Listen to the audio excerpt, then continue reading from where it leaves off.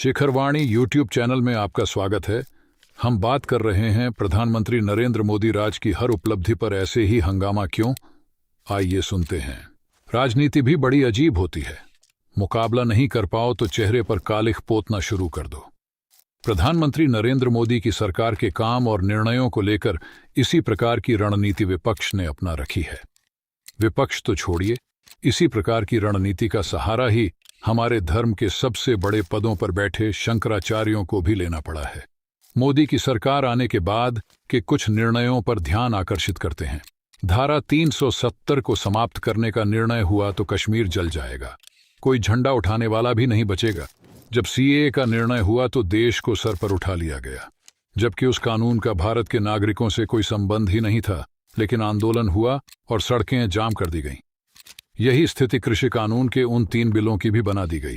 कृषि कानून के बारे बिना जाने ही उसे काला कानून बताकर भारी विरोध हुआ और आखिर में सरकार को पीछे हटना पड़ा। अग्निवीर योजना आई तो घोषणा के कुछ मिनट बाद ही रेलगाड़ियों को रोकना और आगजनी शुरू हो गई। संसद का लोकार्पण हुआ तब राष्ट्रपति के नाम पर विवाद हुआ। सर्जिकल स्ट्राइक की तो सबूत मांगकर धूल डालने का प्रयास किया गया।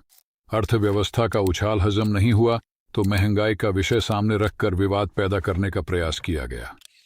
नोटबंदी से लगाकर अन्य वे विषय जिससे भारत का भाल ऊंचा हो सकता है, सबको लेकर चेहरा धूमिल करने के प्रयास किए जाते रहे। कालाधन की बात उठाते हैं और जब भ्रष्टाचार पर ईडी आता है तब शोर उन लोगों के द्वारा ही मचाया जाता है जो मोदी सरकार से कालाधन वापस ले जाने की मांग करते हैं।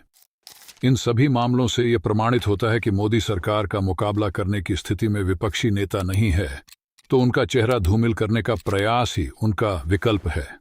जनता ये समझ रही है कि आखिरकार ये सब एकत्र क्यों हो रहे हैं और इनका मकसद क्या है। अब 500 साल की संघर्ष गाथा का समापन हो रहा है। अयोध्या में श्री राम का मंदिर बन रहा है। रामलला की प्राण प्रतिष्ठा होनी है। धर्मगुरुओं सहित कांव कांव करने वाले समूह के लोग सक्रिय हो चुके हैं। 22 जनवरी तक यही सब चलेगा। धर्मगुरुओं के अपने संदेह हैं जिनको धर्म के जानकार सुलटा लेंगे। सबसे अधिक विद्वान शंकराचार्य महाराज की आशंका यह है कि मोदी यदि प्राण प्रतिष्ठा के बाद भगवान की आंखों की पट्टी हटाएंगे तो उसमें मंत्रों से आई चेतना समाप्त हो जाएगी और आसुरी शक्तियों का वास हो जाएगा। आसुरी शक्तियों के नाश के लिए ही तो श्री राम धरती पर आए थे। इसीलिए शंकराचार्य महाराज को राम जी पर भरोसा करना चाहिए। एक और शंकराचार्य महाराज है, लेकिन उनकी मंशा शास्त्र कम, राजनीति अधिक है। उनको रामालय ट्रस्ट चाहिए। सर्वोच्च न्यायालय के आदेश को जब वे अपने शंकराचार्य बनने पर नहीं मानते हैं तब ट्रस्ट मामले में कैसे मानेंगे। लेकिन इतना साफ हो गया है कि देश में जिस प्रकार से मोदी सरकार काम कर रही है उससे उन सभी को परेशानी हो रही है जो मठाधीश हैं। देश की इस नई करवट को सकारात्मक देखने वालों की भी कमी नहीं है। इसलिए मोदी के चाहने वालों और उनसे खींच रखने वाले आमने सामने होते रहते हैं। मालदीव मामले से ही जान लें। कोई नहीं बोला उससे पहले ही मालदीव को भारतीयों ने झटका दे दिया था।